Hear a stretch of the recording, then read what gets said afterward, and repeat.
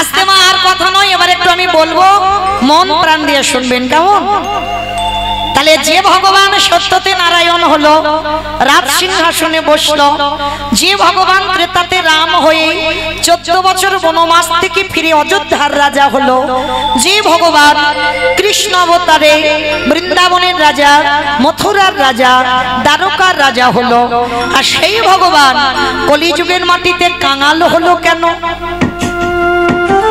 শুধু কাঙাল হলো নয় বাবা, জীবের দাঁড়ে দাঁড়ে নাম দিচ্ছে, যে নিচ্ছে তাকে দিচ্ছে, আর যে নিচ্ছে না বাবা তার হাতে ধরে পায়ে ধরে বলছে তোরা একবার কৃষ্ণ বল। তাহলে মায়েরা আজকে আমরা জানবো কি ভগবান হয়ে কলিযুগের মাটিতে ধুলাই গড়াগড়ি দিচ্ছে কেন, ভগবান হয়ে ধুলাটা মাগবে কেন, কারণটা কি? তাহলে মায়েরা এর কারণের কথা জানতে গেলে, আচ্ছা মায়েরা আপনাদের একটা প্রশ্ন করি, সত্যি কথা বলবে? সত্যি করে বলবে? বেশ, সত্যি করে বলবে। ওই কাজে যাওয়ার আগে তাকে প্রণাম করে তুমি যাবে? বেশ, ঠিক বলে।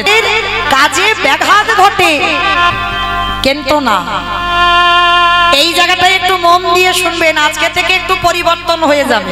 কেমন জানো? শত্রু হলেও বাবা শত্রুকে বড় জায়গা দিতে হবে, আর যার স্বভাব এমন হবে বাবা সে অনায়াসে যুধিষ্ঠির মহারাজের মতো সশরীরে যাবে স্বর্গবাস। ভক্তের কোনোদিন রাগ অভিমান, কে শত্রু কে মিত্র এগুলো থাকতে নাই, এইটা সবার আগে লক্ষ্য করতে হবে। কারণ মায়েরা এই আমরা জানি না বলি আমরা বলি যে শত্রু তার মুখ দেখে গেলে যাত্রা শুভ হয়, কিন্তু আমি বলি যাই শত্রু হলেও যদি তোমার গুরুজন হয়, বয়সে বড় হয়, সকালবেলা যদি একটা কাজে ভালো হচ্ছ, যদি সামনে পড়ে যায় তার পদদুলা নিয়ে তুমি শুভ কাজে যাও, আর যদি যেতে পারো তুমি সব কাজে জয় জয়কার হবেই হবে। যদি বলো এটা মৌমিতা বলছে, না আমার কথা নয়, মিলিয়ে নেন বাবা, শাস্ত্রে তো প্রমাণ দিয়ে গেছে, মহাভারতে প্রমাণ দেয়নি? মহাভারতে প্রমাণ দিল কে? ভগবান কৃষ্ণ যুধিষ্ঠির দ্বারা। যেদিন বাবা মহাভারতে কুরুক্ষেত্রের মাঠে যুদ্ধ হবে, ঠিক যুদ্ধের প্রারম্ভে মানে আগের দিন ভগবান কৃষ্ণচন্দ্র যুধিষ্ঠির মহারাজকে ডেকেছিল, যুধিষ্ঠির দাদা, অযুধিষ্ঠির দাদা, আর বিলম্ব নয়, তাড়াতাড়ি একটু তৈরি হয়ে নাও, সকাল হলে আমাদের যেতে হবে ওই ধর্মক্ষেত্রে, কুরুক্ষেত্রে।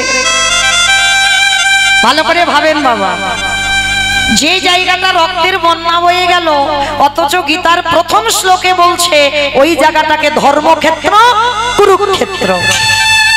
কেন? ধরুন বাবা এই যেখানে হরি নামটা হচ্ছে, এই মাঠে যদি কত মা সন্তান হারায়, কত মা যদি তার পতি হারায়, কত পিতা যদি তার সন্তান হারায়, আমরা যদি আত্মীয় পরিজন বন্ধু বান্ধব হারাই, এই জায়গাটাই যদি রক্তের বন্যা বয়ে যায়, তাহলে বাবা আমরা কি কেউ বলবো এই জায়গাটাকে ধর্মক্ষেত্র? এই মাঠের একটা নতুন করে নাম দেওয়া হবে শ্মশান। কেন? এই মাটিতে কত রক্ত বন্যা বয়েছে, তাহলে কুরুক্ষেত্রের মাঠে যেখানে বাবা রক্তের স্রোত বয়ে গেল, নদী বয়ে গেল, তবু কিন্তু কুরুক্ষেত্রের মাঠটাকে বলছে ধর্মক্ষেত্র। কেন? কারণ আছে বাবা, কথিত আছে যারা যারা কুরুক্ষেত্রের মাঠে প্রাণ হারিয়েছে, যারা যারা একটা গাছপালা পশু পাখি কীট পতঙ্গ মানব দানব খেচর খেচরি যে কেউ যারা যারা ওই মাঠে যুদ্ধে প্রাণ হারিয়েছে, কাউকে আর নরকে কষ্ট পেতে হয়নি, সবাইকে যেতে হয়েছিল স্বর্গধাম। তাহলে যেখানে দেহ রাখলে নরকে যেতে লাগে না, যেখানে প্রাণ হারালে স্বর্গে বাস হয়, সেই জায়গাটা তো বাবা ধর্মক্ষেত্রই হবে। আজও আছে দেখবেন যারা গেছেন কুরুক্ষেত্রের মাঠ, যারা উত্তর ভারত বেড়াতে যান অনেকে নিয়ে গেছেন অবশ্যই, আজও আছে মা ভগবানের চরণ চিহ্ন, যেখানে দাঁড়িয়ে যে কথাগুলো বলেছিল বাবা সেই কথাগুলোই তো গীতা। অর্জুনকে শিক্ষা দিতে গিয়ে গীতা সৃষ্টি হয়ে গেল। হরি বল। আজও আছে সেই জায়গায়। কেন? সমাজকে শেখাতে চেয়েছে এখনো যারা যাবে এখনো যেন বুঝতে পারে যে আজ থেকে সেদিন যেদিন কুরুক্ষেত্রের মাঠে যুদ্ধ হয়েছিল কিছু কিছু প্রমাণ আজও আছে। পিতামহ ভীষ্ম সরসজ্জায় যেখানে ছিল আজও আছে বাবা। ভীষ্ম পিপাসায় কাতর হয়েছিল একটু জল খাবার জন্য, তখন তৃতীয় পাণ্ডব অর্জুন এমন করে বাণ মেরেছে মাটির তলা থেকে পতিত পাবনী গঙ্গা উঠেছে। এখনো সেই বাবা কূপটা তৈরি করা আছে যেখানে গঙ্গা মাটি থেকে উঠেছে, এখনো গেলে দেখতে পাবে।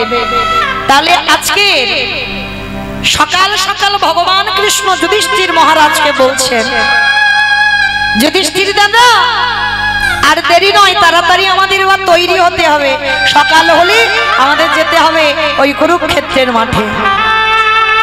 যুধিষ্ঠির মহারাজ বলছে, কৃষ্ণ ক্ষণকালে বিলম্ব করো দাদা, কিছুক্ষণ বিলম্ব করো, আমাকে যেতে হবে একটুখানির জন্য আমার বড় মার কাছে। বাবা আপনারা যারা তত্ত্বজ্ঞানী, যারা গ্রন্থ পাঠ করেন, আপনারা জানবেন যুধিষ্ঠির বড় মাটা কে? 100 ছেলের মা। আমাদের মতো একটা দুটো ছেলের মা নয়, 100 ছেলের মা। আজকে সেই গান্ধারীর কাছে যাবে যুধিষ্ঠির যুদ্ধের আগে।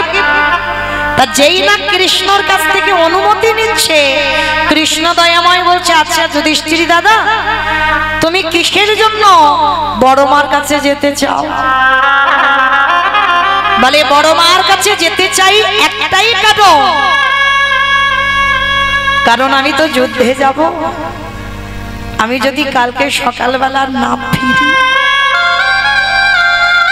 তাই আমার ইচ্ছা কৃষ্ণ আমি একবার আমার বড় মার পদধূলাটা নিতে চাই। অসম্ভব, অসম্ভব। যে বড় মা জীবনে তোমার ভালো চাইনি, যে বড় মা সারা জীবন ঠাকুরের কাছে মানত করেছে কবে যুধিষ্ঠির মৃত্যু হবে, আর তুমি কিনা যুদ্ধে যাবার আগে সেই বড় মাকে প্রণাম করতে চাও। যুধিষ্ঠির করজোর করে বলল, কৃষ্ণ আমি জানি, আমি জানি কৃষ্ণ আমার বড় মা ভালো নয়, আমার বড় মা ঠাকুরের কাছে মানত করে কবে যুধিষ্ঠির মৃত্যু হবে, কবে পঞ্চ পাণ্ডব নিধন হবে, আমি সব জানি। তা কৃষ্ণ বলছো জানো তো তাহলে যাচ্ছ কেন সেই মেয়েকে প্রণাম করতে? কৃষ্ণ ভুলে যাচ্ছ তুমি, সে তো আমার বড় মা, আমার মায়ের থেকেও বড়।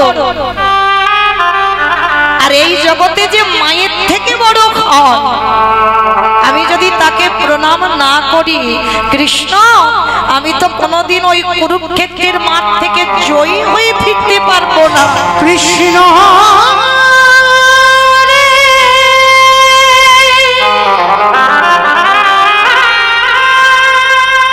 আমি যুদ্ধে গিয়ে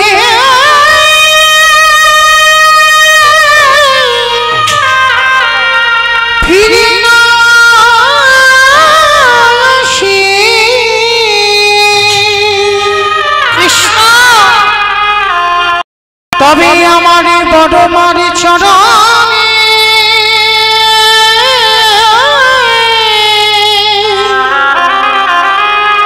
প্রণামে করা হবে না।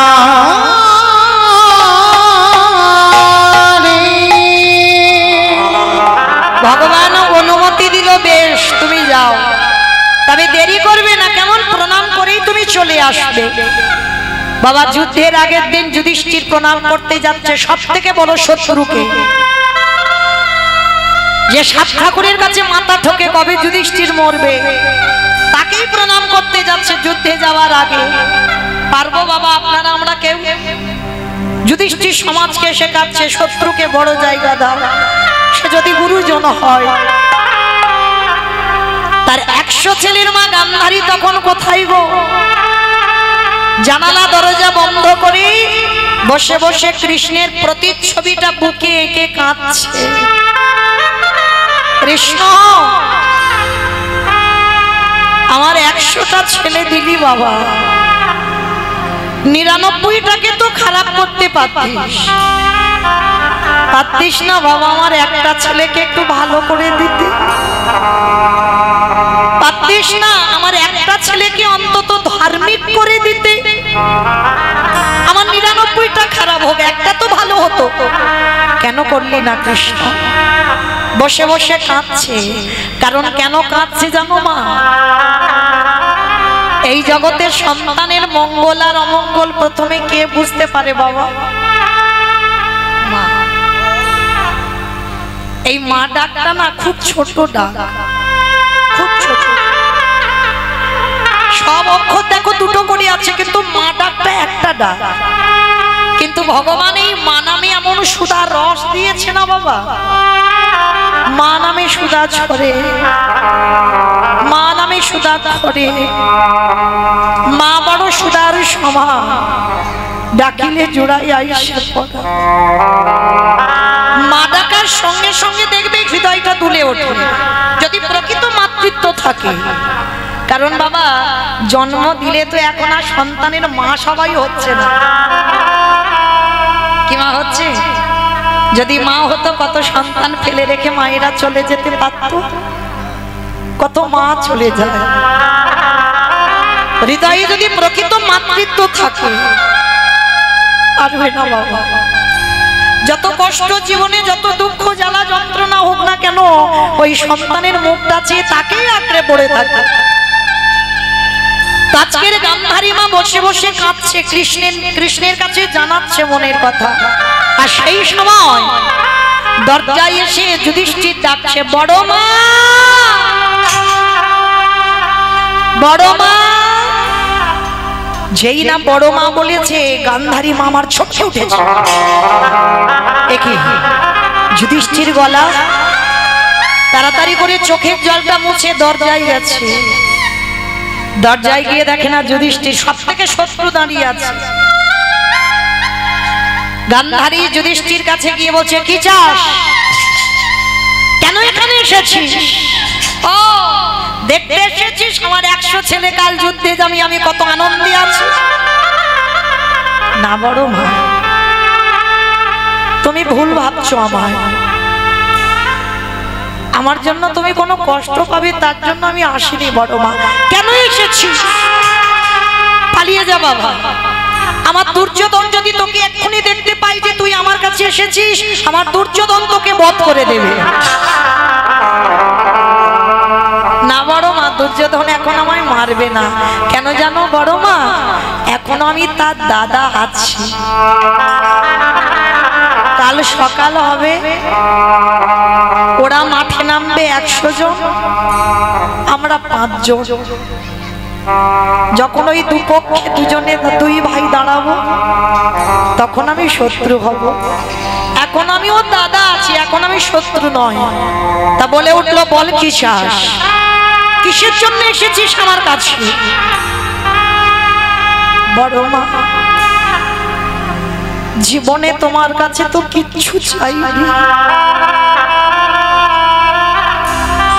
আজ তোমার কাছে একটা জিনিস চাইবো বড় মা, দেবে আমার? হরি বল, হরি বল। অমাইরা সন্তান হয়ে চাওয়াটা দেখো। বড় মা গান্ধারী বলে উঠল, যুধিষ্ঠির দরজায় দাঁড়িয়ে বলছে, বড় মা জীবনে কোনোদিন কিচ্ছু চাইনি, আজ আমি তোমার কাছে একটা জিনিস চাইবো, তুমি দেবে? কি চাস? কি আছে আমার কাছে, আমি তোকে দেব? আছে। বড় মা আছে বলে তো আমি তোমার কাছে এসেছি, বলো না তুমি আমাকে দেবে? ঠিক আছে, যদি আমার কাছে থাকে তো তোকে দেব। বললাম তো আছে, তুমি আমার মাথা ছুঁয়ে ত্রিশত্ব করো না। বললাম না, থাকলে আমি তোকে দেব না। আগে ত্রিশত্ব করো, তুমি আমার, আমি চাইলে তুমি আমাকে দেবে, দেবে, দেবে। বেশ, যুধিষ্ঠির বড় মাকে ত্রিশত্ব অঙ্গীকারে আবদ্ধ করে দিল। এইবার যুধিষ্ঠির বড় মার চরণ তলে বসে বলল, ওগো বড় মা, তুমি আগে মা,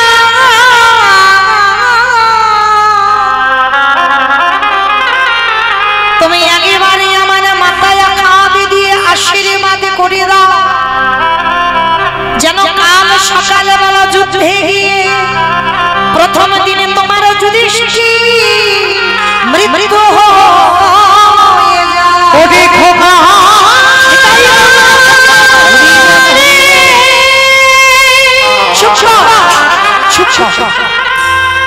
তুই মনে করে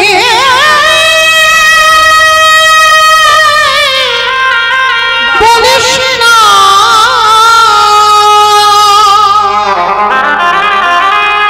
আমি যে বড় মা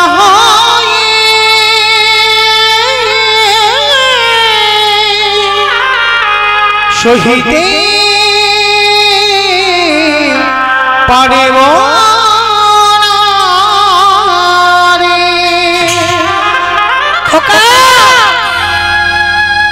এ জগতে কোনো মা ছেলেকে বলতে পারে না যে কালকে তোর মৃত্যু হয়ে যায়। বড় মা কেন পারে না? তুমি তো সব সময় ঠাকুরের কাছে মাথা ঠুকে কাঁদো, কবে যুধিষ্ঠির মরবে। তবে আজকের আমি নিজে থেকে চাইছি, তুমি কেন দিতে পারবে না বলো? গান্ধারী বলল, খোকারে এই জগতের সংসার মাঝি যে বড় মা জীবনে তোর ভালো চাইনি, যে বড় মা সারা জীবন তোর মৃত্যু কামনা করেছে, সেই বড় মায়া যে তোর মাথায় দিদি জীবনে প্রথমবারে করিলাম আশীর্বাদ। দাও বড় মা, একবার তুমি বলে দাও যে যুধিষ্ঠির কালকের প্রথম দিন গিয়ে তোর যুদ্ধে মৃত্যু হবে। গান্ধারী প্রশ্ন করছে, হ্যাঁ রে খোকা, তুই যুদ্ধে মৃত্যু কামনা চাইছিস কেন? ওগো মা, এই জগতে যদি বড় দাদা বেঁচে থাকে, যদি তার কোলের ছোট ভাই চলে যায়, এর যে কত জ্বালা কত যন্ত্রণা।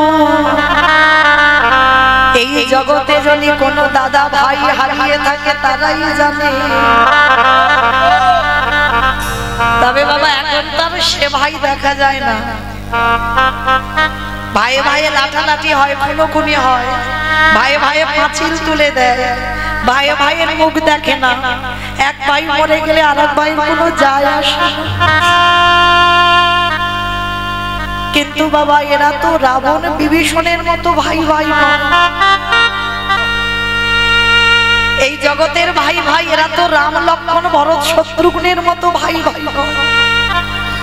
কি গো, ভরতের জন্য রাজ সিংহাসন ছেড়ে দিয়ে রাম 14 বছর বনে গেল। ভরত কি একটা দিন বাবা সিংহাসনে বসেছিল?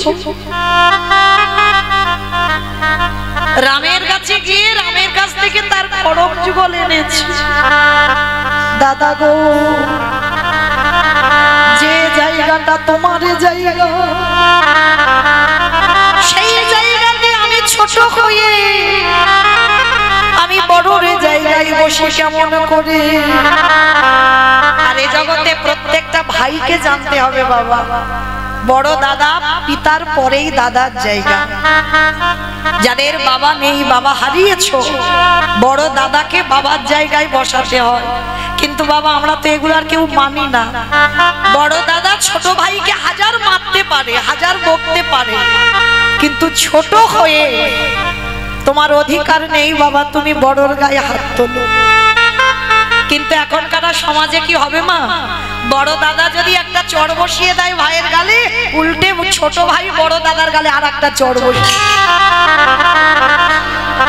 কিন্তু জানে না গো, বড় হয়ে মারতে পারে কিন্তু ছোট ভাই হয়ে পিতার সম দাদার গায়ে হাত তুলতে পারো না। আর যদি কেউ তোলে তাকে রৌরব নরক যন্ত্রণা পেতে হবে। তাহলে আজকে লক্ষ্য করে দেখে, এই জগতের সংসারে যখনই আমার গান্ধারী প্রশ্ন করলো, যুধিষ্ঠির তুই মৃত্যু চাইছিস কেন? বড় মা, আমি চাই না, আমি কোনোদিন এই রক্তের খেলা খেলতে চাইনি, কারণ আমি বড় দাদা বেঁচে থাকলে যদি কোলের ভাই চলে যায়, এর যে কত জ্বালা, এর যে কত কষ্ট তুমি বুঝবে না বড় মা। ওই জন্য বলছি, তুমি একবার আমার মাথায় হাত দিয়ে বলো যে যেন আমার কালকের মৃত্যু হয়ে যায়। দেখো মায়েরা, যে গান্ধারী জীবনের ছেলেটার ভালো চাইনি, আজকে সেই ছেলেটাকে আশীর্বাদ দিচ্ছে কি করে দেখো। ওরে খোকা রে, জীবনে যে বড় মা তোর কোনোদিন আশীর্বাদ করলো না, সেই বড় মা জীবনে প্রথম বাড়ি আশীর্বাদ দিল। এই যে তুই চলে যাচ্ছিস কাল সকালে কুরুক্ষেত্রের মা, আমি বড় মা হয়ে তোরে করিলাম আশীর্বাদ। কি আশীর্বাদ দিয়েছিল গান্ধারী? খোকা, ওরে যথা ধর্ম ওরে তথা জয় রে, ওরে অধর্মের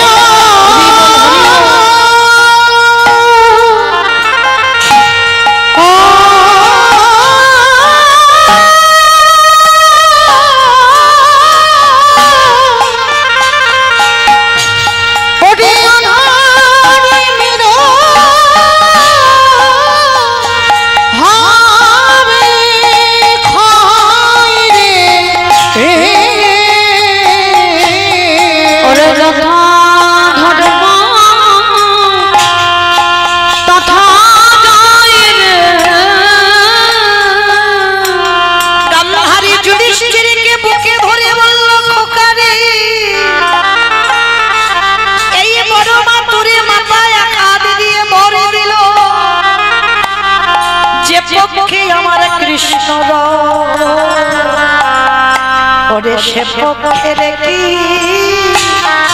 অপমিত হয় রে, ওরে যে পক্ষে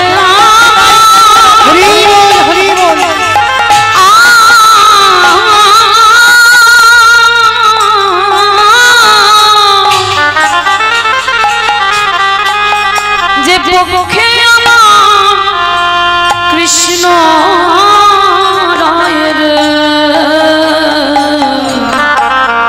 সে পক্ষের কি অপমৃত্যু হয় রে।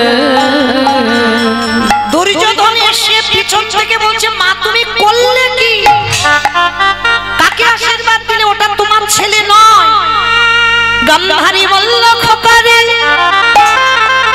আমি ভালো করে জানি ওটা আমার ছেলে নয়, ও হলো আমার শত্রুর ছেলে।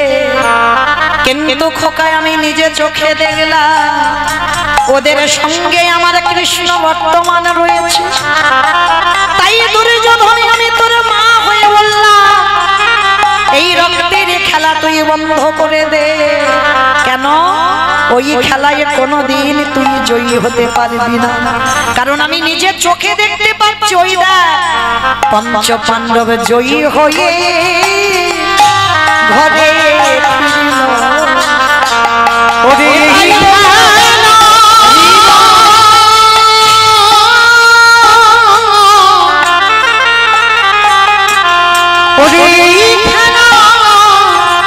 তুই খেলিস না খোকা, সরজয়ী হয়ে ঘরে ফিরল। আসলে তা যেই না বাবা গান্ধারী আশীর্বাদ দিল, কিন্তু এই আশীর্বাদ শুধু নয়, পঞ্চ পাণ্ডব যুদ্ধে যাওয়ার আগে বড় মা বড় জ্যাঠামশাইকে প্রণাম করে তবে যুদ্ধে গেল। আর এদিকে বাবা দুর্যোধনরা 100 ভাই যুদ্ধের আগে বাবা মাকে প্রণামও করে। তাহলে আপনারাই বিচার করে বলেন, যে সন্তান জীবিত ভগবানকে সেবা করতে না পারে, তাহলে বাবা যতই তুমি কুম্ভ মেলায় স্নান করতে যাও, যতই তুমি নবদ্বীপ যাও, বৃন্দাবন যাও, হরিদ্বার যাও, দক্ষিণ ভারত যাও, অযোধ্যায় যাও, যেখানে যাও না কেন, যদি জীবিত ভগবানকে সেবা না করো, তোমার সবটাই বিফল হয়ে যাবে। নিতাই গৌর হরি বল, হরি বল। আর জীবিত ভগবান তো বাবা যে যার ঘরের বাবা মা। এটা আমার কথা নয় বাবা, যেন বলেন না যে মৌমিতা জ্ঞান দিয়ে যাচ্ছে। আমি কেন বলতে যাব? ভাগবত জ্ঞানী যারা তারা তো জানেন, ভগবান কৃষ্ণ সুদামাকে বলল, সুদামা এই পৃথিবীতে সবথেকে বড় গুরু যে যার ঘরের বাবা মা। তারপরে গুরু হলো শিক্ষা গুরু, দীক্ষা গুরু, তারপরে গুরু হলাম আমি ভগবান। ওই একবারও তো কৃষ্ণ বলেনি সবার আগে আমি বড় গুরু। মনে রাখতে হবে বাবা, যে বড় সে কোনোদিন মাথা তুলে বলে না আমি বড়। সমাজে যদি কেউ বলে বড়, তবে তো তুমি বড়। তাহলে মনে রাখতে হবে মা, যেমন বছরন্তর দুর্গা পূজা, কালী পূজা, লক্ষ্মী পূজা, সরস্বতী পূজা, মনসা পূজা, সব পূজা করো বছরন্তর। এই যেমন হরিনাম বছরন্তর হচ্ছে, ঠিক ওই রকম একবার জীবিত ভগবানকে বছরন্তর সেবা করো। মনে রেখো মা, আমার মতো অধম কীর্তনিয়া চরণ ধরে বলে যায়, যেমন সমস্ত পূজা অর্চনা করো বছরে একবার, দিনটাও যদি পারো বলে যাই বাবা, যদি পারেন ওই গুরু পূর্ণিমার দিন, ওই দিনটা হলে তো খুব ভালো হয়। আর যদি নাও হয়ে ওঠে, একটা ভালো দিন দেখে বাবা মাকে সিংহাসনে বসাও, নিজের হাতে দুটো চরণ যুগল ধৌত করি, নিজের হাতের গলায় মালা পরাইয়ে দিয়ে, সারা বছর তো বাবা মাকে ভাগাভাগি করেছো, অন্তত বছরে একটা দিন নিজের যত্ন করে বাবা মাকে নিজের হাতে খাওয়া। ভগবান বলছে আসতে হবে না আমার কাছে। সে যদি কৃষ্ণ ভজতে ভুলে যায়, যদি জীবিত ভগবানকে কেউ সেবা করে, আমি তারই দরজাগা ভগবন্তী থাকি, সেবা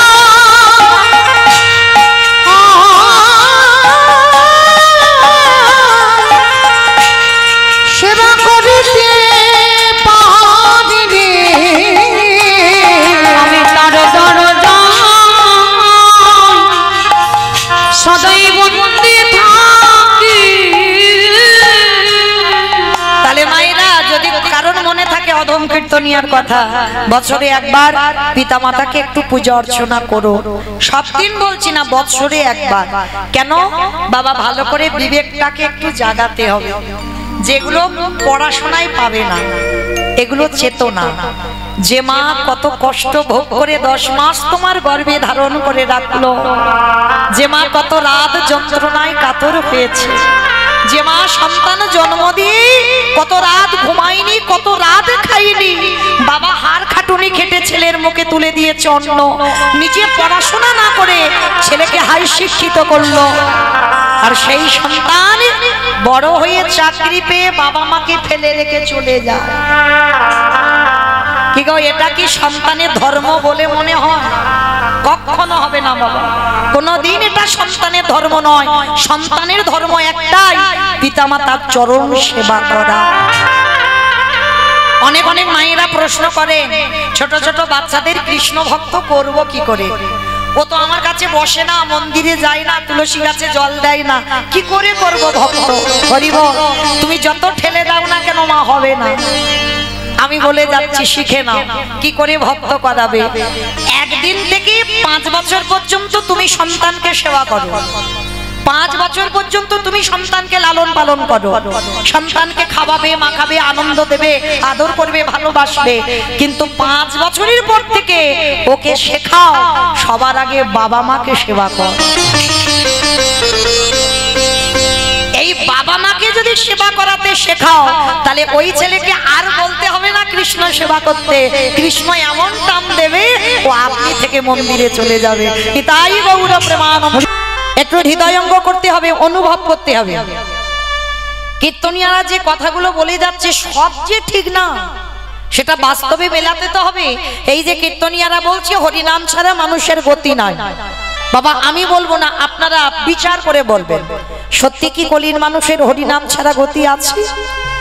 গতি যদি থাকতো বাবা, যে যত ধনী হোক না কেন, যার যত টাকা থাকুক না কেন, যার যত অর্থ থাকুক না কেন, কেউ যদি সোনার পালঙ্কে ঘুমায়, কেউ যদি টাকার বিছানায় ঘুমায়, কেউ যদি সারা জীবন দিল্লি বম্বে কাটায়, তবু কিন্তু মনে রাখতে হবে মা, শেষের দিনে তোমার এরা কেউ আপন নয়।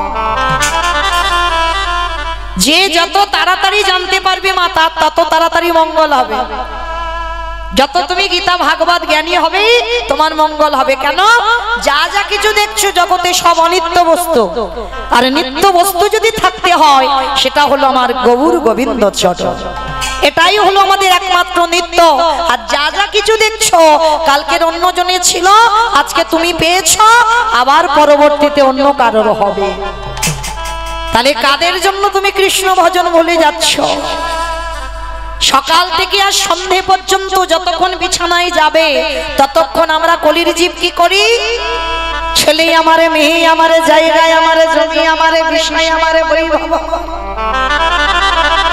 কিন্তু মনে রেখো ভাই, মাসে যদি বেজে যায় পড়ে থাকবে সরকারি খামার। এসেছো একা, তুমি যাবে একা। যেদিন এসেছিলে বাবা সেদিন তুমি সাথে কাউকে সঙ্গে আনোনি, আর যেদিন মায়ামোহ সংসারে ছেড়ে চলে যাবে সেদিনও তুমি কাউকে সঙ্গে নিয়ে যাবে না। এসেছো খালি হাতে, যেতে হবেও তোমার খালি হাতে। তাহলে সকাল থেকে রাত্রিতে ঘুমাতে যাওয়া পর্যন্ত আমরা সবাই কিন্তু জানি কেউ কারণ নয়, তবু কিন্তু বাবা আমার করতে ছাড়ি না। যাদের জন্য তুমি কৃষ্ণ ভজনও ভুলে যাচ্ছ, যাদের জন্য সারা দিনের মধ্যে একবারও তুমি কৃষ্ণ বলে কাঁদতে পারছ না, কেউ তোমার সাথে যাবে না। সাথে যাবে শুধু তোমার কর্মফল। এইটা খুব লক্ষ্য করতে হবে মা, সারা দিনের মধ্যে তুমি কি কর্ম করছো, এই কর্মফল তোমার সাথে যাবে। কতদিন তুমি ভাগবত আশ্রয় করেছো, কতদিন সাধুগুরু বৈষ্ণব সঙ্গ করেছো, কতদিন যাবত তুমি গুরুচরণ আশ্রয় করেছো, কতদিন একাদশী করছো, কতদিন আমার তুলসীর তলায় জল দিয়েছো। এই ভালো ভালো কর্মগুলো তোমার সাথে যাবে। তবে মা আমি মৌমিতা একটা গ্যারান্টি দিতে পারি, আর একজন তোমার সঙ্গী হবে। সে কে জানো? জানি না আপনাদের এটা উত্তর 24 তো বেশ, তাহলে আমি দক্ষিণের মানুষ, আপনারা উত্তরের মানুষ। তা এই উত্তর 24 পরগনায় নিয়ম আছে কিনা জানা নেই, তবে আমার দক্ষিণ 24 পরগনায় নিয়ম আছে। মানুষ মরে যাওয়ার পর সে যত বড় লোক হোক আর গরিব হোক, বাড়িতে যদি না থাকে মা, দুটো জিনিস ভাড়া করতে হবে মানুষের মৃত্যুর পর। সেটা কি? একটা হলো খোল আর একটা হলো করতা। আর পিছনে বাজবে বলো হরি হরি, বলো হরি কি মা? আপনাদের এই গ্রামে বাজে তো বেশ, তাহলে একটু সুবিধা হয় আমায় বলতে বা বুঝতে। তাহলে এই জায়গাটা একটু ভালো করে বিচার করে দেখেন। যখন আমরা লক্ষ্মী পূজা, দুর্গা পূজা, সরস্বতী পুজো, কালী পুজো যাই পূজা করি না কেন, যখন শেষের দিনে বাবা বিসর্জন পূজা হয় তখন তো আমরা ডিজে বক্স বাজি বাজি বিসর্জন করতে যাই। শুধু ডিজে বাজবে না, এমন ধুমধাড়াক্কা নাচ হবে বাবা, হাট যেন এক্ষুনি ব্লক হয়ে গেল। কিংবা আপনাদের উত্তর 24 হয় তো? এখানেও হয় আমি জানি, বোধহয় আমার বোধহয় ডায়মন্ড হারবার এলাকায় হয়, তার মানে এখানেও হয়। দেখবেন অসুস্থ মানুষ থাকলে মা তার মৃত্যুর সমান হয়ে যায় না, এমন বাজবে ডিজে। তাহলে ভালো করে বিচার করে দেখেন, সেটাও মা। তাহলে মাকে বিসর্জন করতে যাচ্ছ তুমি, নেচে নেচে যাচ্ছ, মাকে বিসর্জন করতে যাচ্ছ তুমি ডিজে বক্স লরিতে করে বাজিয়ে যাচ্ছ। আর যেদিন আমাদের দেহ বিসর্জন হবে সেদিন কি একটা পিছনে ডিজে বাজি বাজি গেলে হতো না? হওয়ালে হতো। যদি কেউ বাবা চালুটা করে দেখবে সঙ্গে সঙ্গে হতেই আছে, কিন্তু না, হবে না। কেন? চৈতন্য মহাপ্রভু এইখানে শিক্ষা দিল, ওরে কলির জীব এসেছিস খালি হাতে, যাচ্ছিস খালি হাতে। কটা দিন একটু অভিনয় করে গেলি, আর শেষের দিনে তোর কর্মফল যাচ্ছে। আর কি যাচ্ছে জানিস? যাদের জন্য ভজন করলি না, সারাদিন শুধু খেলি ঘুমালি আর চলে গেলি। দেখ সাথে গেল কে? এই হরি নামে যাবে। বাবা আমাদের পচা দেখো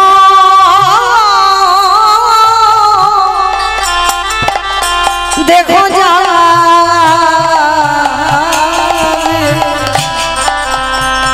যেদিন ভগবান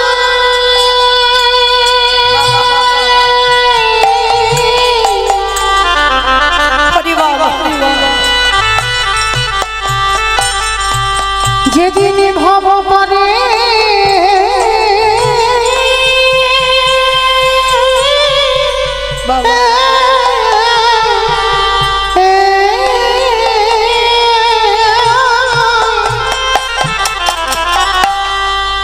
যেদিন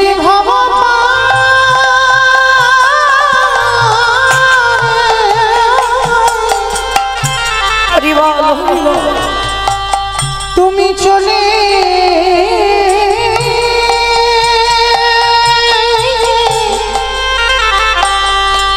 চলে যাও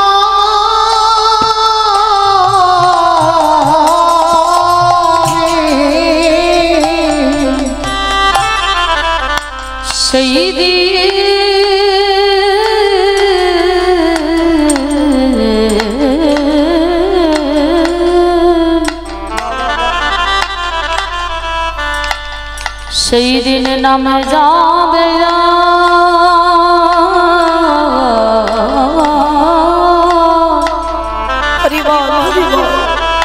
এই পচা দেহ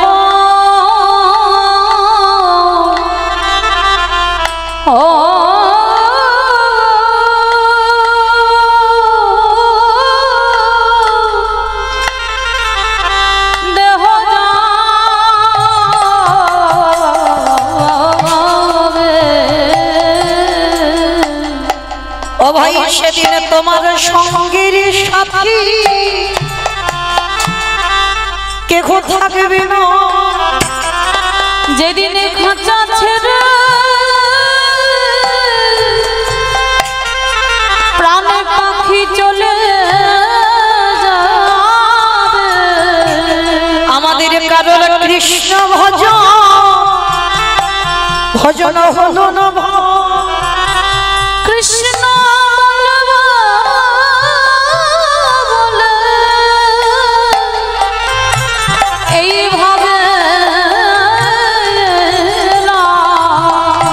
আমরা শুধু ভাবে এলাম খেলা, ভব ছেড়ে চলে গেল। শুধু আশা যাওয়া সার হলো। হৃদয়ময়ে আমার মতো পাপী দয়াল কেউ বলে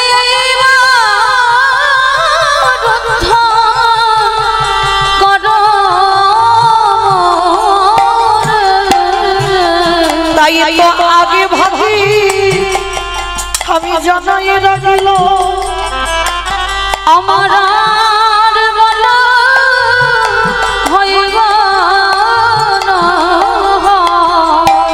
তুমি আমার কেশে ধরি দিও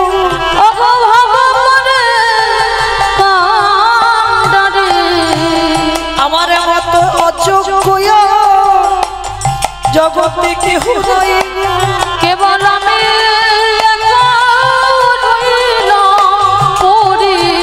তোমার পারে ঘাটাতে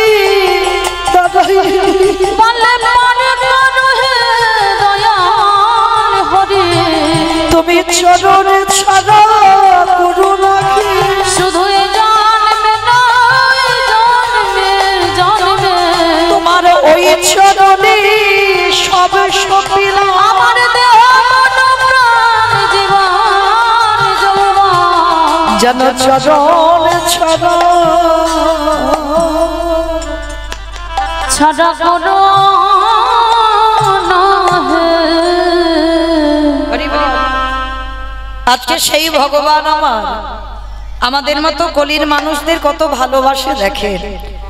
আমাদের আসবার আগে বাবা যে আমাদের কথা ভেবে রেখেছে তার মতো বন্ধু আর পৃথিবীতে কাউকে পাবে?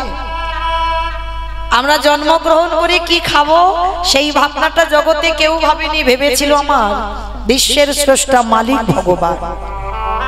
একদিনের বাচ্চা জন্মে সে কি খাবে তার ভাবনা তার মা ভাবেনি। অনেকে বলে মা আমার মা ভেবেছিল, বলে না।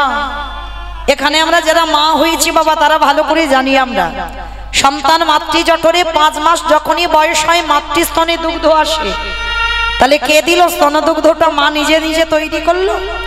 মা যদি নিজে করতো মা, তাহলে একজন মাকে বলে দেখো তো গর্ভে সন্তান আসবার আগে পারে কিনা? পারবে না। কেন পারবে না? ওটা তো মা তৈরি করেনি। তাহলে বাবা এসে দিয়ে গেল, গ্রাম প্রতিবেশী আত্মীয় পরিজন এসে দিয়ে গেল না, তাহলে দিল কে? বিশ্বের স্রষ্টা মালিক ভগবান। একদিনের একটা শিশু জন্ম নিয়ে সে কি খাবে তার খাবারের ভাবনাটা তার বাবা মা ভাবেনি, আত্মীয় পরিজন কেউ ভাবলো না, আমার ভগবান ভেবে মাতৃস্তনে পাঠিয়ে দিল। আজ পর্যন্ত কোনো বৈজ্ঞানিক দিতে পারলো না যেটা আমার ভগবান করে দেখিয়েছে। তাই পৃথিবীতে সবার কাছে নিবেদন মা, যদি সবাইকে ভুলে যাও অসুবিধা নাই, কারণ সব তো অনিত্য, কিন্তু যেন কোনোদিন আমার ভগবানের চরণ ভুলো না। কারণ আমার ওই ভগবান একটু ভালোবাসার কাঙাল গো, একটু প্রেমের কাঙাল। কোনোদিন ভক্তকে বলেনি আমায় শ্বেত পাথরের মন্দির গড়ে দে, কোনোদিন ভক্তকে বলেনি আমায় দামি দামি রজনীগন্ধার মালা দিয়ে সাজিয়ে দে, কোনোদিন ভক্তকে বলেনি আমাকে ভালো ভালো ফল মিষ্টির ডালা গুছিয়ে খেতে দে। ভগবানের এগুলো চাহিদা নয় মা। ভগবানের তবে লালসা নেই বলা ভুল, ভগবানের ভক্তের উপরে একটা লালসা আছে। সেটা কি জানো? ওরে কলির জ্ঞানন্ধজি তোরা সংসার করবি বলে ধরাইলি, সংসার কর। কারণ কলিযুগে মা সংসার ধর্ম বড় ধর্ম। সংসার করে সংসার বজায় রেখে কৃষ্ণ ভজন করতে হবে। ভগবান বলছে তোরা সংসার করবি বলে এলি, সংসার কর, তাতে দুঃখ নাই। কিন্তু সারা দিনের মধ্যে যদি একজন ভক্ত আমার চরণে বসে, সারা দিনের মধ্যে 24টা ঘন্টার মধ্যে যদি একজন ভক্ত আমার চরণে বসে, যদি নিরজনে বসে বলতে পারে কৃষ্ণ তোমার হলামে বলে, আমারে বলতে যা কিছু আছে তোমার চরণে দিলাম বলে, আমার মন প্রাণ দেহ যৌবনে জীবনে যৌবনে যা কিছু আছে তোমার চরণে দিলাম বলে, যদি একবারে নয়ন জলে ভাসতে পারে, ভগবান বলছে আমি পৃথিবীর যেখানে থাকি না কেন তার হৃদয় ঘরে আমি প্রবেশ করি। নিতাই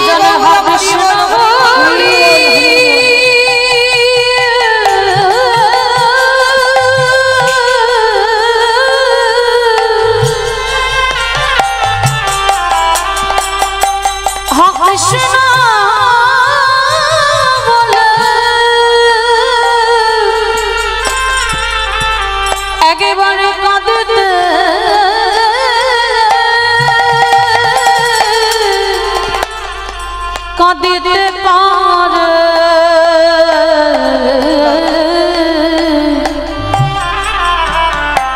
তার হৃদয় ঘরে আমি প্রবেশ করি।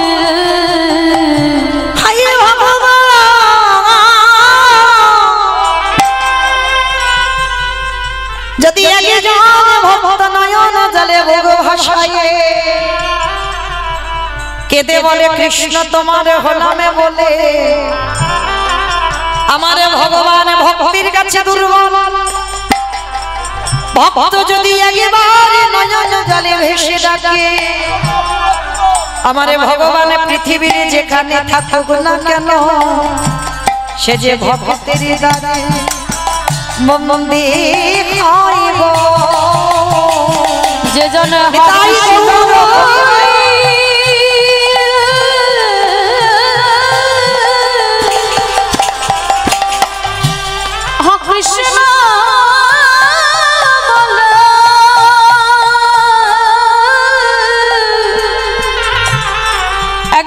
প্রেম দিয়ে ডাকতে পারে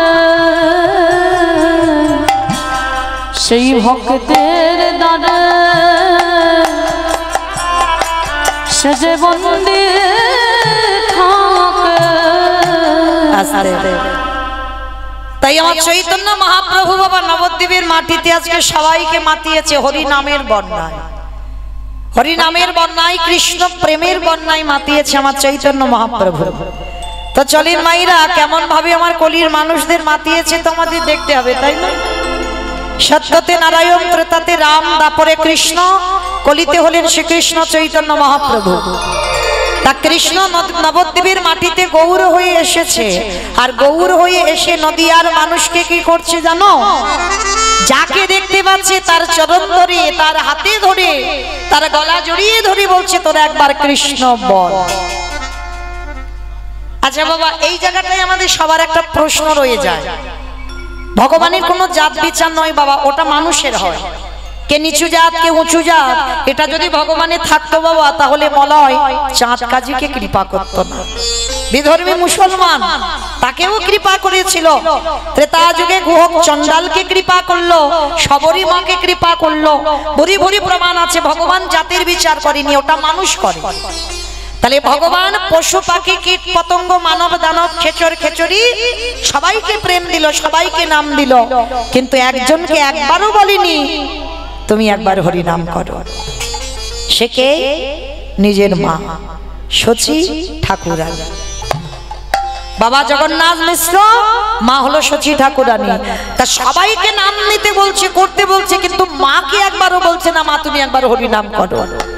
নিতাই চাঁদ এসে প্রশ্ন করলো, ভাই একটা কথা বলবো, তুই তো সবাইকে বলছিস হরি নাম করো, কৃষ্ণ নাম করো, জগৎ জনকে বলছিস, কিন্তু একবারের জন্য ভাই মাকে কেন বলছিস না যে মা তুমি একবার হরি নাম করো, কৃষ্ণ নাম করো? নিমাই হেসে উঠেছে, দাদা আমি মাকে তো বলতে পারবো না। কেন পারবি না? তুই তো সবাইকে বলছিস হরি নাম করতে, সবাইকে বলছিস কৃষ্ণ নাম করতে, আর মাকে বলতে পারবি না কেন? বলে মাকে বলতে পারবো না তার একটাই কারণ, কারণ জগতে কেউ যদি, দাদা তুমি তো জানো তুমি কি আর আমি কি, জগতে কেউ যদি আমার কাছে অপরাধ করে আমি ক্ষমা করে দিই। ভগবান বলছে, এটা আমার কথা নয় বাবা, ভগবান বলছে কেউ যদি ভগবানের কাছে ভগবানের চরণে অন্যায় অপরাধ করে, সে যত বড় কঠিন অপরাধ হোক না কেন ভগবান ক্ষমা করে দেয়। যদি অনেক কান্নাকাটি করো তো ক্ষমা করে দেয়, কিন্তু একজনের চরণে যদি অপরাধ করো আমরা ভগবান জীবনে ক্ষমা করে না। সেটা কি? বৈষ্ণবে দাঁড়িতে যদি হয় ক্ষুদ্র অপরাধ, ক্ষুদ্র অপরাধ মহা মহা ভজনেতে পড়ে যায় বা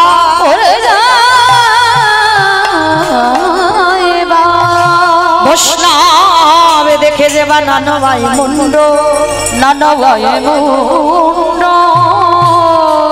তার মুন্ড পড়ে যায় নরকের কুণ্ড, নরকের কুণ্ড। বৈষ্ণব অপরাধে করে যাবা গঙ্গা স্নানে যা, স্নানে যা, পতিত পাবনী গঙ্গা তারে রেখে দূরে সরে যা, দূরে সরে যা। তাহলে কি বললেন না, সবার কাছে অন্যায় করো ক্ষমা আছে, কিন্তু ভুল করে বাবা যেন বৈষ্ণব চরণে অপরাধ না হয়। আবার লক্ষ্য করবেন বাবা, অনেক অনেক ভক্ত দেখবেন নিজের মন থেকে অন্যায় করে ফেলছে না, সঙ্গ দোষে ভুল হয়, হয় না? আমি যে কথাগুলো বলবো বাবা একটু হৃদয়ঙ্গ করবেন। সঙ্গ দোষ, হয়তো অন্যায়টা আমি করতাম না, কিন্তু কারণ পাল্লাই পড়ে বাবা আমার অপরাধটা হয়ে গেল, এটাও হয়। দেখেন এটা আমার কথা নয় বাবা, প্রমাণ রয়েছে, শাস্ত্রের বাইরে একটা কথা বলবো না। দেখেন নবদ্বীপের মাটিতে সেই যে গোপাল চপল, চপল গোপাল করেন, এই গোপাল যে অপরাধটা করেছিল, শ্রীবাসের দরজায় ছাগলের মাথা, মদের হাঁড়ি, জবা ফুলের মালা, রক্ত চন্দন রক্ত জবা দিল, এটা কি গোপাল নিজের ইচ্ছাতে করেছিল? যারা কাহিনীটা জানেন, লীলাটা জানেন, বলেন করেছিল নিজের ইচ্ছায়? না, কাদের জন্য করেছিল? নবদ্বীপে ওই যে বাচস্পতি তর্কলঙ্কা ওরা এসে কানে এমন মন্ত্রটা দিল যে নিমাই হরিনাম করবে করুক, কিন্তু শ্রীবাসের ঘরে দরজা বন্ধ করে হরিনাম করবে কেন? কি মা বলেছিল তো? তাহলে এটাই শুনে তো চপলের রাগ হলো যে নিমাই হরিনাম করছি, ও কৃষ্ণ ভক্ত, আমি কালী ভক্ত, এতে তো তফাৎ নাই। আমি যাকে ভালোবাসি তার আরাধনা করব, ও কৃষ্ণ ভালোবাসে কৃষ্ণ আরাধনা করবে, কিন্তু হরিনাম করবে করুক, জানালা দরজা বন্ধ করবে কেন? এটাই তো ব্যাপার বাবা। নবদ্বীপের মানুষরা বুঝে উঠতে পারলো না। সকাল থেকে সন্ধ্যা পর্যন্ত বহিরঙ্গ ভক্তদের নিয়ে নিমাই হরিনাম করত, আর সন্ধ্যা থেকে সারা রাত শ্রীবাসের ঘরের জানালা দরজা সব বন্ধ করে অন্তরঙ্গ মানে যাদের কাছে বাবা বন্ধু বান্ধব তো অনেক হয়, সবার কাছে কি সব কথা বলা যায়? মহাপ্রভুরও যেমন গম্ভীরায় অন্তরঙ্গ ছিল, আর শ্রীবাসের ঘরের ভিতরে যাদের সঙ্গে মহাপ্রভু রস আস্বাদন করত, মানে গোপন প্রেমের রস, রাধা গোবিন্দের কেমন প্রেম তত্ত্ব সেই রস আলোচনা হতো। কিন্তু ওই রসের ভক্ত জগতে বাবা সবাই নয়, কটু কথা বলবে, যার জন্য নিমাই ওই হরি নামটা করতো, রসকীর্তনটা জানালা দরজা বন্ধ করে, আর হরে কৃষ্ণ নাম উচ্চ স্বরে ভক্তদের সঙ্গে করত। এইটা নবদ্বীপের মানুষ না মেনে নিল না, যে দরজা বন্ধ করে করছে কেন নিমাই? নিশ্চয়ই ওর ভিতরে কোনো অভিসন্ধি চলছে, কোনো কাজকর্ম চলছে গোপন, যেটা নিমাই কাউকে বলতে চাই না। কারণ তখনকার দিনে সবাই কি নিমাইকে ভগবান বলে স্বীকার করত? জানতো সাধারণ মানুষ। কেন? ভগবান তো ভক্ত অঙ্গীকার হয়ে এসেছে, যে ভক্ত কৃষ্ণ বলে কে দেখি সুখ পায়, সেইটা আমি নদিয়ায় জানবো। যার জন্য আমার নিমাই ভক্ত ভাব অঙ্গীকার করে নবদ্বীপে এসে নিজে আচরি ধর্ম জীবের শিখাই, নিজে না করলে ধর্ম জীবকে শেখানো না যায়।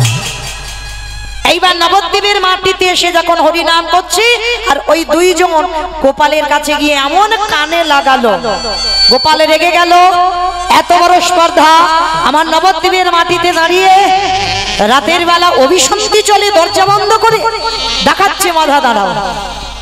এইবার ওই কুকর্মগুলো করলো, আর ভগবানের চোখে তো ধুলো দেওয়া গেল না, তাতে ভগবানের ক্রোধে পড়ে গেল গোপাল, আর গোপালের সর্বাঙ্গে হয়ে গেল গলিত কুষ্ঠ ব্যাধি।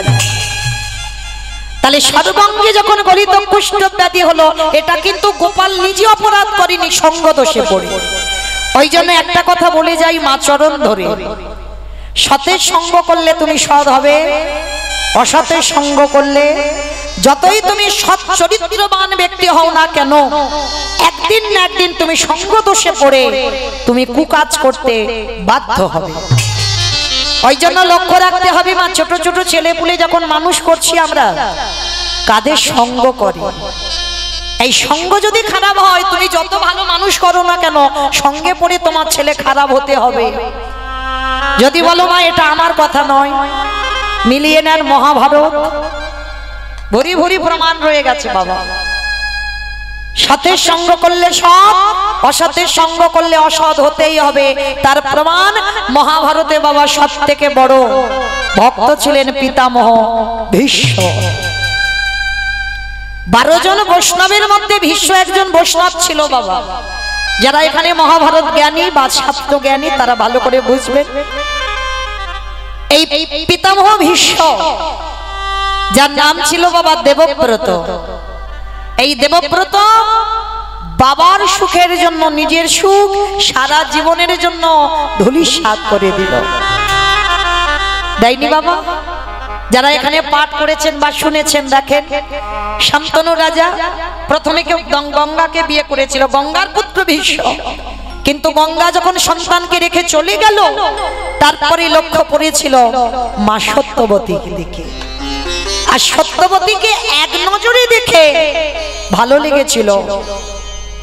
আর যখনই বাবার ভালো লাগলো, সে কথা তো ছেলে বড় হয়েছে, ছেলের কাছে বলা যায় না, এক কর্মচারীর কাছে গল্পটা করেছিল, আর সেইটা দেবব্রত শুনে নিল, আর শুনে নিয়ে ছুটে গেল সত্যবতী মার কাছে। সবার প্রথমে একটা নারীকে দর্শন করে প্রথমেই দেবব্রত মা বলে সম্বোধন করল। সত্যবতী মা বলেছিল, অসম্ভব, তুমি আমায় মা বলে ডাকছো কেন? দেবব্রত আঁচলটা পেতে ভিক্ষা চেয়েছিল। আমার বাবা তোমাকে পছন্দ করে, আমার মা হয়ে তোমাকে ঘরে যেতে হবে। অসম্ভব, তোমার স্পর্ধা তো কম নয়, আমি যাব তোমার মা হয়ে। কিন্তু একবারও কই ভেবে দেখলে না, আমি যদি তোমার মা হয়ে যাই, ওই বংশের উত্তরাধি হবে তুমি। তুমি তো রাজ সিংহাসনে বসবে, পরবর্তীতে আমার সন্তান যারা হবে তাদের কি গতি হবে? দেবব্রত মায়ের চরণ ছুঁয়ে বাবাকে বিয়ে করার আগেই বলে দিল, মা কথা দিলাম, আমার বংশে যদি কেউ রাজা হয় সেটা আমার ভাইরা হবে, তোমার গর্ভে যারা আসবে তারাই হবে। বলে আমি তো বিশ্বাস করব না তোমার কোনো কথায়। তখনই পিতার চরণ ছুঁয়ে দেবব্রত প্রতিজ্ঞা করল, মা ঠিক আছে, আমার কথা বিশ্বাস হচ্ছে না, তুমি ভয় পাচ্ছ, আমার সংসারের পর যখন আমার পরিবর্তিতে যারা আসবে, আমার বংশের সন্তান, তারা হয়তো দাবি করবে যে আমার বাবা এই বংশের জ্যেষ্ঠ, তাহলে আমাদের অধিকার। যার জন্য বাবা আমি কথা দিলাম, আমি কোনোদিন সংসার করব না। চমকে উঠল শান্তনু রাজা, সম্ভব, তুই আমার জন্য সারা জীবনটা ধুলোয় মিশিয়ে দিবি? না বাবা, সন্তান হয়ে যদি বাবার মুখে হাসি ফোটাতে না পারলাম, সন্তান হয়ে যদি সন্তানের কর্তব্য পালন করতে না পারলাম, তাহলে তোমার মনুষ্য জন্মটা বৃথা। তুমি চিন্তা করো না বাবা, আমি সংসার করবো না তো কি হয়েছে, আমি কথা দিলাম আমি সবাইকে আমি কোলে পিঠে মানুষ করব। সেই দেবব্রত নিজে সংসারী হলো না, কিন্তু মা নাতি পুতি ছেলে পুলেদের কাঁধে করে নিয়ে কোলে করে নিয়ে মানুষ করেছে। এদিকে 100টা নাতি, ওরা আবার 5টা নাতি।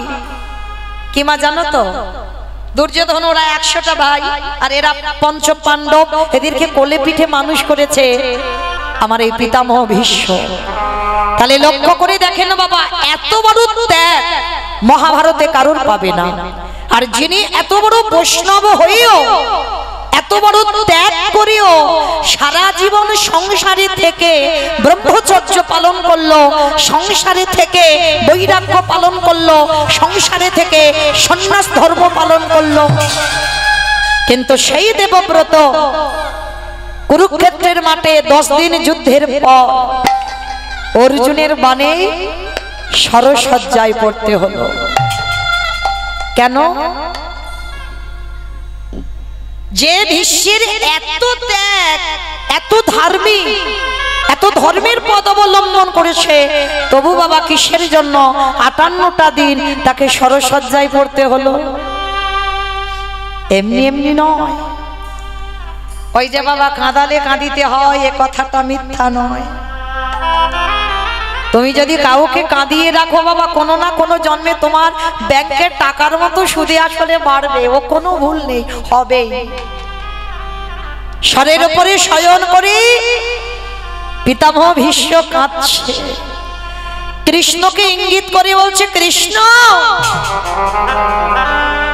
আমি সরসজ্জায় শুয়ে 100 জন্মে চিন্তা করলাম, কারণ এরা তো বড় সাধক ছিল, 100 জন্মে চিন্তা করলো, আর 100 জন্মে চিন্তা করে বাবা কোনো অপরাধ পাচ্ছে না, যে অপরাধের জন্য আজকের ভীষ্ম সরসজ্জায় শয়ন করেছে। ভালো করে চিন্তা করে দেখেন মা, আমাদের পায়ে যদি একটা সূক্ষ্ম, মানে একেবারে চোখে দেখা যাচ্ছে না, একটা কাঁটা যদি ফোটে, বলো তোমার কত ব্যথা করে? কাঁটাটা বের করে দেবে, এখনো 2-3 দিন বাবা পায়ে ব্যথা থেকে যায়। তাহলে একটা ছোট্ট কাঁটা তুমি চোখে দেখতে পাও না, তার জন্য যদি তুমি অত কষ্ট পাও। আর পিতামহ 58টা দিন একটা একটা তীর সারা গায়ে গাঁথা আছে, আর তার উপরে ঘুমিয়ে আছে শরের বিছানায়। কত কষ্ট পাচ্ছে পিতামহ ভীষ্ম, অনুভব করে দেখে।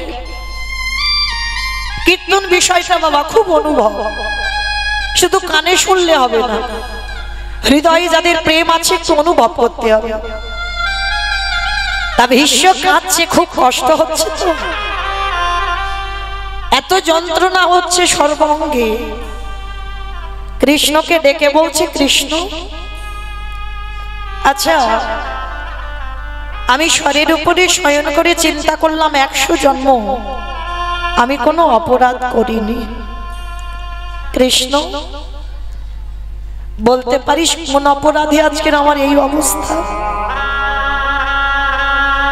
ভগবান আমার একটু মৃদু হেসে বলছে, ভীষ্মদেব 100 জন্মে যখন গেছো আর 2-1টা জন্ম একটু আগিয়ে দেখো। যখন একটু আগিয়েছে বাবা, দেখতে পেল এই পিতামহ ভীষ্ম এক রাজা হয়েছিল 101 জন্ম আগে।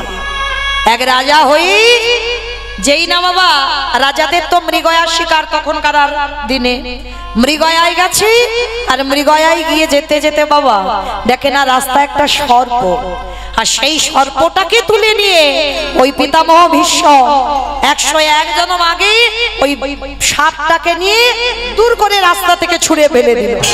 আর যখনই ফেলে দিয়েছিল সর্পটা গিয়ে একটা ফণি মনসার গায়ে বিঁধে গেল। সর্ব অঙ্গে ওই সাপটার কাঁটা ফুটে আছে, আর হঠাৎ তো সাপটা মরতে পারছে না। দেখবেন বাবা, কারণ মৃত্যুটা যদি সঙ্গে সঙ্গে হয়ে যায় অত কষ্ট পায় না। সাপটাকে কাঁটার উপরে ফেলে দিল, সর্বাঙ্গে কাঁটা গাঁথা, রক্ত ঝরে ঝরে পড়ছে। তখনই সাপটা কেঁদে বলেছিল, রাজন আমি কোনো অন্যায় করিনি, কোনো অপরাধ করিনি, আমি তোমাকে দংশনও করিনি, তবে বিনা অপরাধে তুমি যখন আমাকে নিয়ে এই রকম ফণি মনসার গায়ে ফেলে দিলে, আমি তোমাকে ছেড়ে দেব না।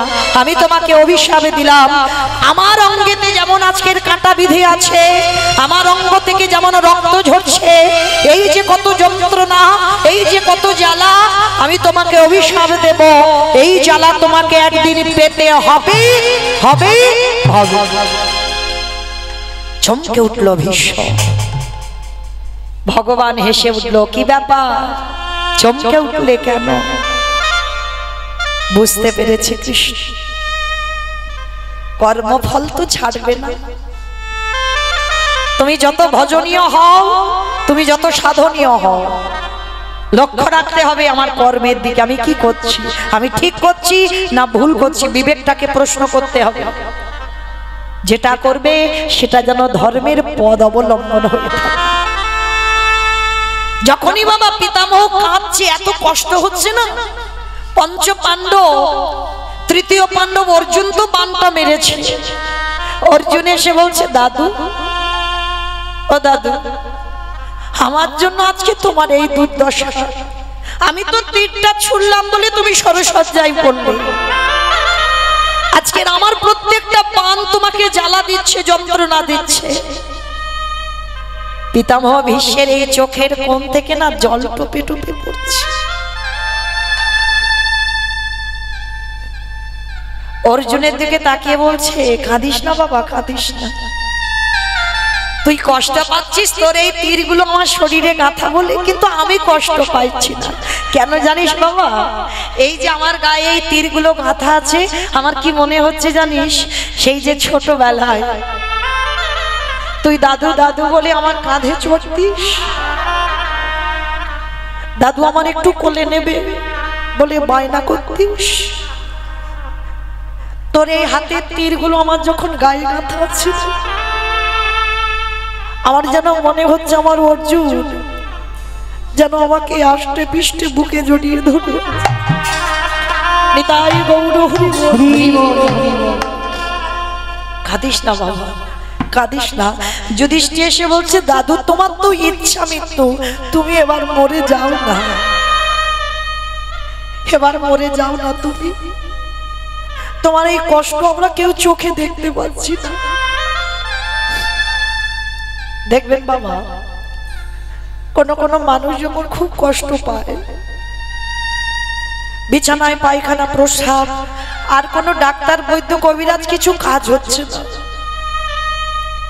যখন বিছানায় শয়ন করে পায়খানা প্রস্রাব করে খুব কষ্ট পায়, আমরা আত্মীয় পরিজন না ভগবানের কাছে কাঁদি না, ঠাকুর এবার মানুষটা তুলে না। বিশ্বের আজকে দুর্দশাটি ঠিক তেমন, শরীর ওই আগা থেকে রক্ত টোপে টোপে পড়ছে। দাদা এবার তুমি মরে যাও, তোমার এই কষ্ট আমরা কেউ চোখে দেখতে পাই না, এবার মরে যাও। ভীষ্ম কাঁদছে আর বলছে, যুধিষ্ঠির আমি যে মরব, আমি মরেও তো শান্তি পাবো না। কেন মরে শান্তি পাবে না কেন? কারণ আমি তো দ্রৌপদীর কাছে অন্যায় করে ফেলেছি। দ্রৌপদীর কাছে অন্যায় করেছো? কি অন্যায় করেছো? মনে করে দেখো মা, সেই দিনের কথা যেদিন কুরুসভায় দ্রৌপদীকে খেলায় বাজি রেখেছিল। এটা কিন্তু জানতো না দ্রৌপদী যে তার স্বামীরা তাকে বাজি রেখেছিল। যখন যুধিষ্ঠির সবকিছু বাজি রেখে হেরে গেল, বাবা দ্রৌপদীকে বাজি রাখলো। দুর্যোধন আদেশ দিয়েছিল দুঃশাসনকে যে দ্রৌপদী তখন ছিল মা রজশালায়, ঘরের মধ্যে বন্দী আছে, ও চুলের মুষ্টি ধরে ওই মেয়েটাকে কুরুসভায় নিয়ে এসো। দুর্যোধনের আদেশে দুঃশাসন ছুটে গেল আর দরজা দিয়ে প্রবেশ করে দ্রৌপদীর চুলের মুষ্টিটা ধরে টানতে টানতে কুরুসভায় এনেছিল। আর কুরুসভার মাঝখানে যখন দাঁড় করিয়ে দুর্যোধন দুঃশাসনকে আদেশ দিয়েছিল ওই নারীর বক্ষের কাপড়টা টেনে খুলে দাও। বাবা এখনো সমাজে মহাভারতই চলছে। প্রশ্ন করবেন, মহাভারতে যত যত চরিত্র আছে সমাজে সব মিলে পাবে, সব পাবে। যাদের জ্ঞানের চৈতন্য হয়েছে তারা ঠিক খুঁজে বের করবে। এই সমাজেই আছে যুধিষ্ঠির, এই সমাজে আছে ভীম, এই সমাজে দুর্যোধন, দুঃশাসন সব আছে। এই সমাজেই অন্ধ ধৃতরাষ্ট্র, এই সমাজে পাণ্ডু আছে। যদি বিবেকটাকে ঠিক প্রশ্ন করতে পারেন, সব কটাকে মহাভারতে সব চরিত্র আমাদের সংসারের জীবনে পেয়ে যাবে। এইবার আর মহাভারত রামায়ণ এটা হচ্ছে বাবা সবটাই সমাজ শিক্ষা, জীবের চেতনা জাগাবার জন্য এই সব গ্রন্থ ভগবান উপহার দিয়েছেন।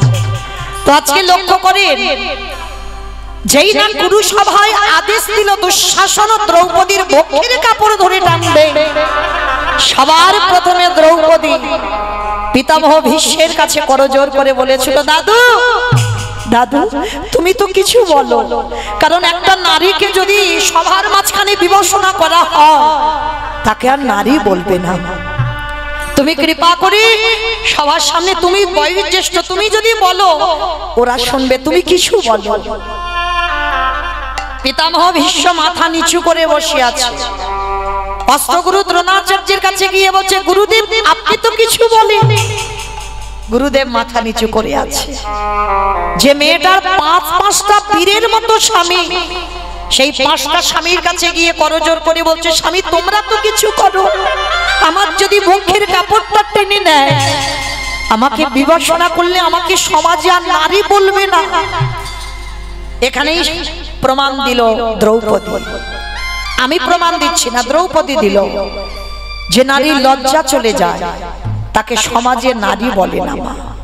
কিন্তু লক্ষ্য করবেন, এই সমাজে কোনো কোনো নারী এমন এমন পোশাক পরে যাদের দিকে আমরা নারী হয়ে তাকাতে লজ্জা বোধ হয়। তাহলে আমরা নারী হয়ে যদি লজ্জা বোধ হয়, তাহলে পুরুষদের তাদের কি দোষ? দোষ নয়। দোষ কাদের? যে নারীরা ওই পোশাক পরে, দোষ হচ্ছে তার বাবা মা। অপরাধ নিও না মা, আমি বলছি না। দ্রৌপদী মহাভারতের শিক্ষা দিল, যে নারী নিজের লজ্জা নিজে ঢাকতে না পারে সে নারীকে সমাজ কোনোদিন নারী বলে গণ্য করে না। তাই দ্রৌপদী কাঁদছে, স্বামী তোমরা কিছু তো বলো। যে মেয়েটার পাঁচটা স্বামী মাথা নিচু করে আছে, যাদের শরীরে বীরেদের মতো ক্ষমতা, সবার শেষে দ্রৌপদী মনে মনে ভাবলো, তার মানে এরা আমার সাহায্য করবে না। যা যে সাহায্য করবে মা তাকে ডাকতে বড্ড দেরি হয়ে যায়, তাই না? এটাও আমাদের সঙ্গে হয়, দেখবে প্রত্যেকে মানুষ মাত্রে জীবনে কষ্ট দুঃখ জ্বালা যন্ত্রণা থাকে, আর থাকলে কি করি আত্মীয় পরিজন বন্ধু বান্ধব গ্রাম প্রতিবেশী সবার কাছে বলে বলে বেড়াচ্ছি, কিন্তু তোমার দুঃখের কি লাঘব হচ্ছে? হচ্ছে না, আরো বেড়ে যাবে। তোমার কষ্টের কথা তুমি যখন কাউকে বলবে তুমি হাসির পাত্র হবে, এইটা মনে রাখতে হবে। তোমাকে দেখে তারা হাসবে, তারা বলবে ঠিক হয়েছে বেটা, কিন্তু যার কাছে বললে তোমার কাজ হবে তার কাছেই তো কেউ আমরা প্রথমে যাই না। দেখো দ্রৌপদী এটাই শিক্ষা দিল, সবশেষে বুঝতে পারলো তার সখা কৃষ্ণ ছাড়া আর কেউ সাহায্য করতে পারবে না। সবার সামনে দাঁড়িয়ে বলে উঠলেন, তোমরা খালি এটাই চাও যে আমাকে বিবাসনা করো, ঠিক আছে, আমিও দেখতে চাই কি করে আমার সঙ্গে এটা হতে পারে। এক হাত দিয়ে বক্ষের কাপড়টা ধরে এক হাত দিয়ে ডাক দিয়েছিল, হে ব্রজেন্দ্র নন্দন কৃষ্ণ দেখা দাও। আসছে না। হে দ্বারকাধীপতি কৃষ্ণ দেখা দাও। আসছে না। হে গোলকপতি কৃষ্ণ দেখা দাও। আসছে না। তিনবার ডাকা হয়ে গেল, আসছে না। দ্রৌপদী রেগে গিয়ে বলছে, তার মানে তুমিও দেখতে চাও আমি এই সভার মাঝখানে বিবাসনা হই? ঠিক আছে, তুমিও যখন এটাই চাইছো তাই হবে। তবে শুনে রেখো সখা, এ দেহটা সাধারণ মানুষের মতো জন্ম নয়, আমি অজনী সম্ভবা, আমার আগুন থেকে জন্ম। আর যেদিন থেকে আমার জন্ম আমার দেহ মন প্রাণ আমি তোমার চরণে নিবেদন করেছি, আর আজকে দেখি তুমি কি করে থাকতে পারো। এইবার বক্ষের কাপড়টা ছেড়ে দি, শুধু একবার ডাক দিল, হে প্রাণপতি দেখা দাও। হে প্রাণপতি দেখা দাও। প্রাণপতি দেখা দাও। হে প্রাণপতি দেখা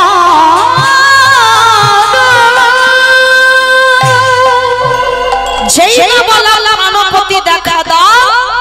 সঙ্গে সঙ্গে ভগবান আঙুল থেকে কাপড়টা খুলে যেখান থেকে দুঃশাসন বস্ত্র টেনে নেবে শেষ ওইখানে জুড়ে দিয়েছে। কি গো, ডাকার মতো তো ডাকতে হবে। দ্রৌপদী রেগে গেছে, কেন তুমি এত দেরি করলে? আমি এতক্ষণ ধরে তোমাকে ডাকছি। ভগবান হেসে উঠল, আমি দেরি করিনি সখী, তুমি আমার ডাকতে দেরি করেছ। আমি তো সবার দরজায় রেডি হয়ে দাঁড়িয়ে আছি, শুধু একবার ডাকার অপেক্ষা। আমাকে একবার যদি মন প্রাণ দিয়ে কেউ ডাকে, সবকিছু কামনা বাসনা শূন্য করে যদি ডাকে, আমি তৎক্ষণাৎ তার হৃদয় ঘরে প্রবেশ করি। তাহলে আমি তিনবার ডাকলাম, তুমি এত দেরি করলে কেন? ভগবান হাসছে আর বলছে, সখী দাঁড়াও দাঁড়াও দাঁড়াও, রেগে যেও না। তুমি প্রথমে কি বলেছো? বলে কেন বললাম দ্বারকাধীপতি কৃষ্ণ। বলে তোমার হস্তিনাপুর থেকে দ্বারকা 3 দিনের পথ, আসতে টাইম লাগবে না? তারপরে কি বলেছে? গোলকপতি কৃষ্ণ দেখা দাও। হস্তিনাপুর কোথায়, গোলক কোথায়, টাইম লাগবে না? তারপরে কি বলেছে? ব্রজেন্দ্র নন্দন কৃষ্ণ। কোথায় হস্তিনাপুর আর কোথায় বৃন্দাবন, আসতে টাইম লাগবে না? ও তা 3 বার নয় ভুল করেছি, তাহলে 4 বারের ডাকে কেন এলে? সখী 4 বারে কি বলেছে? বলে আমি বললাম প্রাণপতি দেখা দাও। এখনো বুঝতে পারছো না? তোমার হস্তিনাপুর কোথায় আর তোমার প্রাণ কোথায়? কেউ যদি একবার প্রাণপতি দেখা দাও, সব থেকে ভজনের ঊর্ধ্বে তো বাবা মধুর রসের ভক্তরা। যদি ভগবানকে স্বামীর জায়গায় কেউ বসায়, 4টে ভাবে ভালোবাসা সোজা, শান্ত দাস্য সখ্য বাৎসল্য, এ 4টে সোজা। মধুর ভাবে প্রেম করে দেখো, স্বামীর জায়গায় তুমি ভগবানকে বসাও। স্বামীকে যে প্রেম যে ভালোবাসা দিয়েছো সেটা ভগবানকে দাও। দ্রৌপদী, কেউ যদি একবার আমায় প্রাণপতি দেখা দাও বলে, পৃথিবীর আমি যে প্রান্তে থাকি না কেন, আমি তৎক্ষণাৎ তোমার কাছে এসে দাঁড়িয়ে গেছি। বেশ, এইবার দ্রৌপদী তো দাদুকে ক্ষমা করে দিল। আর যখন ক্ষমা করে দিল, ভীষ্ম বলছে দেখো এবার তো আমি মরবো, কিন্তু এখন তো দক্ষিণায়ন চলছে, আর দক্ষিণায়ন চলাকালীন ভীষ্ম মরবে না, উত্তরায়ণ পড়বে তবে মরবে। কেন? এই উত্তরায়ণ চলাকালীন যদি ভীষ্ম দেহ ত্যাগ করে তাহলে আর মনুষ্য জীবনে নয়, দেবলোকে যেতে হবে। ওই জন্য দক্ষিণায়ন চলছিল, এবার উত্তরায়ণ পড়েছে, আর আমার কৃষ্ণ তো সব জানে, এবার ভীষ্ম দেহ ত্যাগ করবে। এইবারে দরজার ধারে দাঁড়িয়ে আছে, কারণ ভগবান বুঝতে পেরেছে ভীষ্ম এবার চলে যাবে। এইবারে যখন দরজার ধারে ভীষ্মকে দেখবে বলে দাঁড়িয়ে আছে কৃষ্ণ, ভীষ্মকে দেখে বললেন কৃষ্ণ এসো, তুমি তো কথা দিয়েছো আমার মৃত্যুর সময় তুমি পাশে দাঁড়াবে। ভগবান সরসজ্জার পাশে এসেছে, এসে বলছে ভীষ্ম বলো তুমি চলে যাবে, যাবার আগে তুমি কোন রূপে আমায় দেখতে চাও? বলো কোন রূপ? বলছে শোনো, আমি বৃন্দাবনের কৃষ্ণ রূপ যদি দেখতে চাও আমি দেখাবো, যদি মথুরার কৃষ্ণ রূপে দেখতে চাও দেখাবো, দ্বারকার কৃষ্ণ রূপে দেখতে চাও দেখাবো। বলো কোন রূপে দেখবে? ওহে কৃষ্ণ আমি বৃন্দাবনের কৃষ্ণ রূপে দেখতে চাই না, আমি মথুরার কৃষ্ণ রূপে দেখতে চাই না, আমি দ্বারকার কৃষ্ণ রূপে দেখতে চাই না। ও মা, সবাই তোমার বৃন্দাবনের রূপটা দেখে, কি মা আমরা যে ভজন করি ওটা বৃন্দাবনের রূপ তো। গোপবেশ্বরে বেণুগর নবকৈশোরে নটমা নরলীলায় তাহার স্বরূপ। কি গো, ওই রূপটা তোমরা দেখো, সবাই ভালোবাসে। তাজকের বলছে ভীষ্ম তুমি বলো কোন রূপে দেখতে চাও? ভীষ্ম করজোরে কেঁদে বললেন কৃষ্ণ দয়াময়, আমি বৃন্দাবন নয়, মথুরা নয়, দ্বারকা নয়, ও কোন রূপ আমার চাই না। তাহলে কোন রূপ দেখতে চাও? কৃষ্ণ কহে একান্ত যদি তুমি আমায় রূপ দেখাতে চাও, ওই যে কুরুক্ষেত্রের রণাঙ্গনে অর্জুনের সামনে সারথি হয়ে যে তুমি দাঁড়াইয়াছিলে, অর্জুনকে পিছনে সিংহাসনে বসিয়ে রেখে তুমি ঘোড়ার লাগাম ধরে যখন দাঁড়াইয়াছিলে, দেখে মনে হতো ওই অর্জুন বসেছে উপরে, আরে তুমি ভগবান হয়ে তুমি যেন ভক্তির নিচে বসে আছো।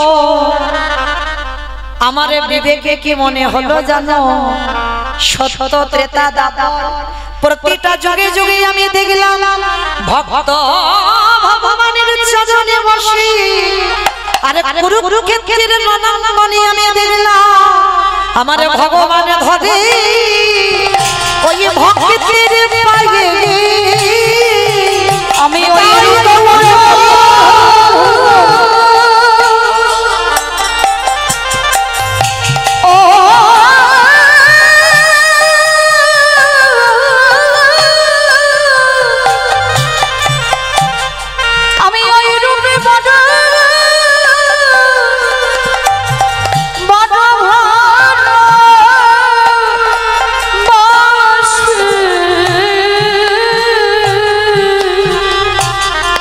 रूप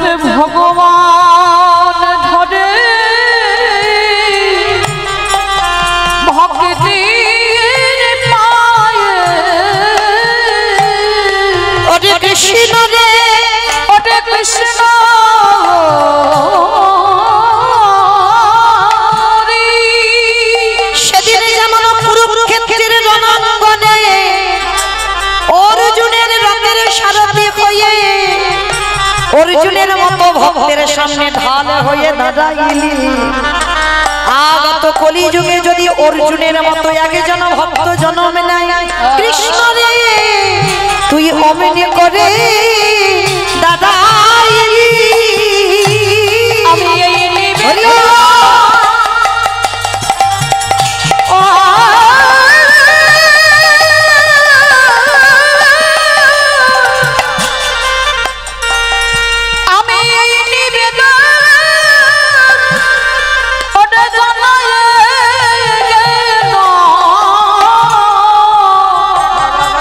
তুই তেমনি করে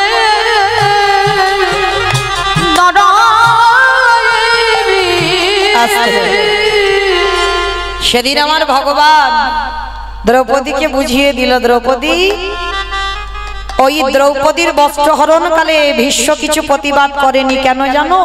সেদিন তো দুর্যোধনের অন্নে প্রতিপালিত হয়েছে, আর দুর্যোধন অসৎ, আর অসতের অন্ন খেতে খেতে বিশ্বের সর্ব অঙ্গটা পাপী হয়ে যাচ্ছে, সব ভজন নষ্ট হয়ে গেল।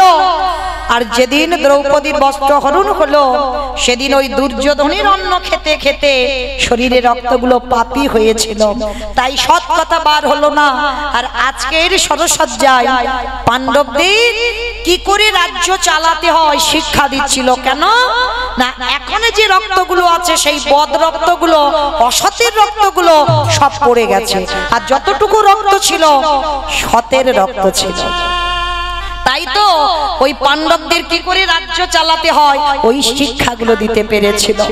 তো আজকে সেই ভীষ্ম ভগবানের ওই রূপ দর্শন করে উত্তরায়ণ পড়ল, ভীষ্ম দেহ ত্যাগ করেছিল। তাহলে মা এইটুকু শুনে কি বুঝলাম? সঙ্গ দোষ, অসতের সঙ্গ করলে তুমি যত ভজন সাধন করো না কেন, তোমার কোনো না কোনো দিন অপরাধ হয়ে যাবে।